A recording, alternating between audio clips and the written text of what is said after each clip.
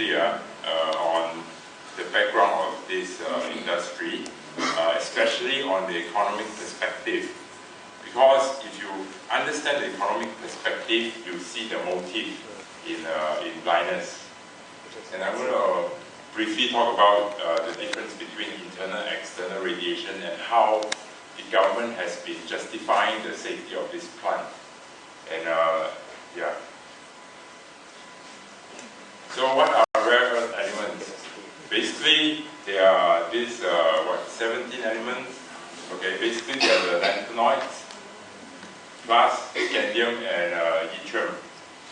Okay, so like what Dr. Jayabalan has just shared just now, the problem with rare earth elements is not that they are radioactive. The problem is they are bound together with radioactive elements like thorium and uranium at the bottom. So what happens is, when you refine the ore, you also refine the radioactive elements. So as you refine it, the waste gets to be mildly radioactive. It's not radioactive like what you expect from a nuclear plant.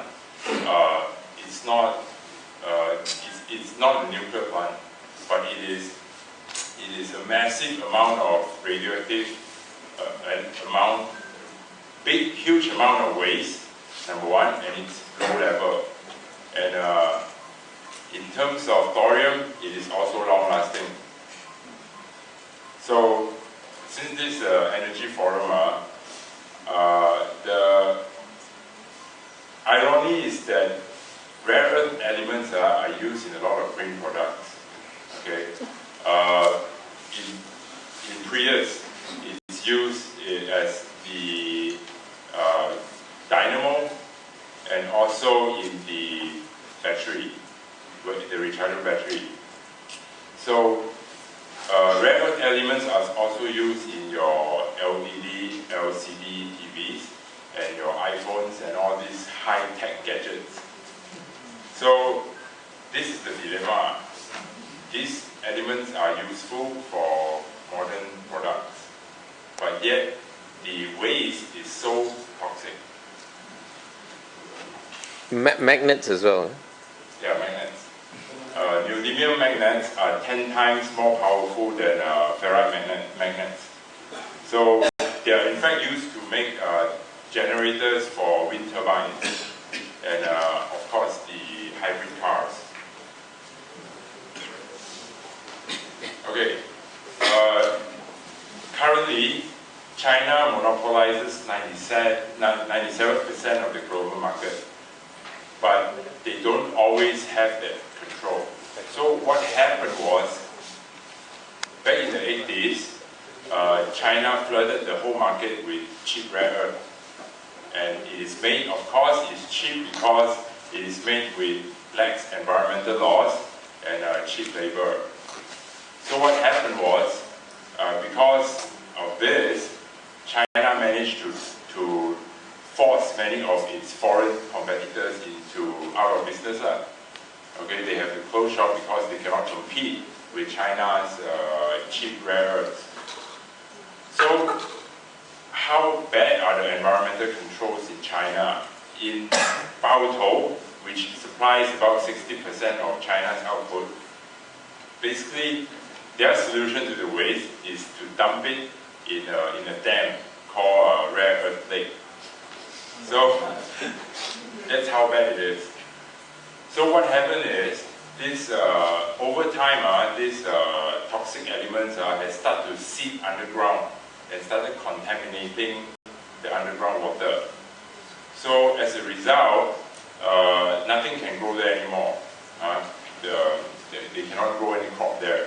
The cancer rate soared, and then they cannot even raise livestock there because the whole land there is toxic. In fact, they cannot even drink water there. They have to import water from outside because the whole area is contaminated. So because of this solution, this pollution, and also because China is realizing they are depleting their own reserves. So China has started to, number one, impose stricter pollution controls on these mines. Number two, they started to crack down on illegal mines, the small refineries, not licensed one. And number three, they realized they need to protect their own industry. So they are imposing a quota an export quota on how much can be exported to foreign countries. So as a matter of fact, if you are to buy rare earth in China, it is cheaper than if you buy rare earth in outside China. And the reason they do that is because they want people to move their production facility to China. Okay, so they want to protect their own economy. So okay, so this graph shows the price of this Mount Well composition rare earth price over this amount of from 2007 to 1st of October. So you can see that all along the price has been hovering about 10 USD per kilogram. And as China starts to cut down, you see that there's a huge spike in price. Now, the last price according to Mount Well's composition, okay, for your information, Mount Well is the site they will mine the ore from, and before the ore is shipped to Kuantan for refinery. So the last price of this Mount Well composition rare earth is 140.64 USD per kilo. Now, even at this price, it is extremely lucrative. The reason is because in 24th of June, JP Morgan has released a financial analysis on Lynas. So according to them, the break-even price for this rare earth for Lynas is at about 16.69 USD per kg per kilo. Okay, so they forecast Lynas to make about 6.1 million in Aussie dollar at that price. So even at 140 USD, it is really fantastic profits. It's almost 10 times the amount of profit you can get. Yeah, so this is a very lucrative industry for Lynas. Okay, some information on Lynas. Lynas is actually the biggest rare earth refinery in the world. It is expected to meet 30% of global supply, excluding China. Lynas has been given 12-year tax exemption for only 350 jobs created. And the size of land is huge. Okay, it's about 100 hectares. And that translates to about 140 football fields. So it is a huge area we're talking about. And only a small portion of this area is for the refinery plant itself. The remaining area of the site is actually for the storage of the waste. Okay. The land also consumes a lot of acids and water. The amount of 3 Olympic-sized swimming pools per day, and 700 tons of acids per day. And it will also generate 64,000 tons of this mildly radioactive waste per year. So, according to Lynas, the waste that we are most concerned with is called WLP, for water leach purification. And they claim that this waste has a radioactivity activity of 6.1 becquerel per gram. So, thorium, this waste contains pretty high level of thorium. It actually has 1,655 parts per million of thorium oxide. And thorium has a half-life of 14 billion years. So, you know, if humans become extinct, this thing is probably going to be still emitting alpha particles. For your information, 14 billion years is longer than the age of the universe. Okay. Yeah, so it's basically perpetually radioactive. So we are very concerned about that.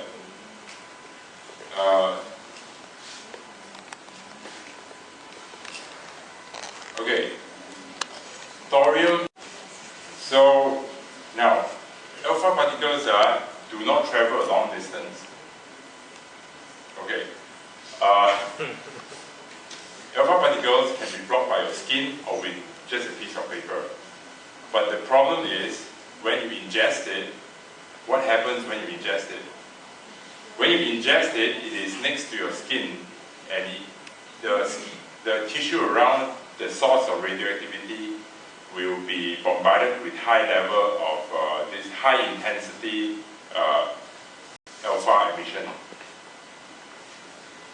So, okay, according to studies, right, 70% of thorium will be deposited in the bone. So when it gets embedded in the bone, only the surrounding tissue around the bone now will get bombarded with this high intensity radiation. So the problem with, which means that actually this radiation is localized. Okay, and actually this is very important because every single justification that the government put forth or the IAEA put forth uses external radiation to justify the safety of the plant. But the concern of the local residents is not so much on the external radiation, but the internal radiation when you eat it. Okay, considering that the waste will be ground to a fine dust, okay, it will be in the residue form. If it dries up, dusting can occur, and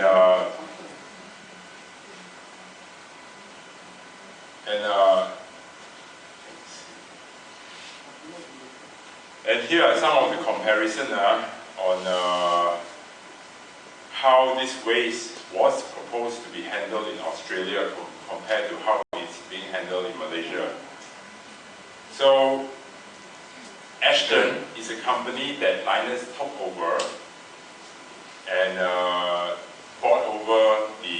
carried over the operating license, the license to build the entire facility in Australia. So, Ashton Rare Earth has submitted proposal to build this rare earth facility in Australia in 1992. And when Lynas bought over Ashton, they automatically acquired the license. So by that you can do a comparison between the LAMP and the Ashton and see how different it is between the treatment of the two proposals. For the Ashton proposal in Australia, only 1,500 people are living within a 35 km radius of Mount Well. Okay, and that town with these people who live in is called Laverton. In comparison, we have 700 people living within a 35 km radius. Pretty high density. Ashton's waste is actually at a much lower radioactive level than Lynas, almost 3 times lower at 2.3 becquerel per second. In spite of this, their proposal is to bury the waste in underground ponds, okay, in impermeable underground ponds located away from the aquifer. Okay, and after these ponds are filled up, it's going to be covered with 2.5 meters of soil and rehabilitated. So, compared to the site in Lam, it is actually situated just above the underground water because it is on reclaimed swampland.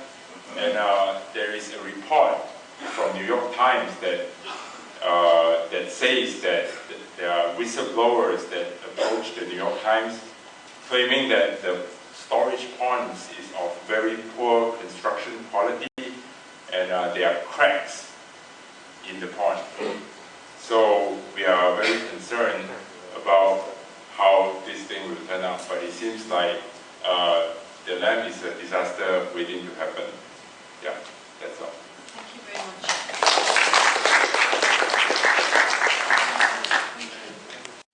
Look at Mitsubishi. Mitsubishi has spent 300 million ringgit cleaning up, decommissioning. Remember, we were saying that all these factories need to be decommissioned. Has spent 300 million ringgit up to now cleaning up Bukit Merah. Wiped out. They probably the amount of money they made has been wiped out. And fortunately, because of the pressure from us and Japan, Japanese public,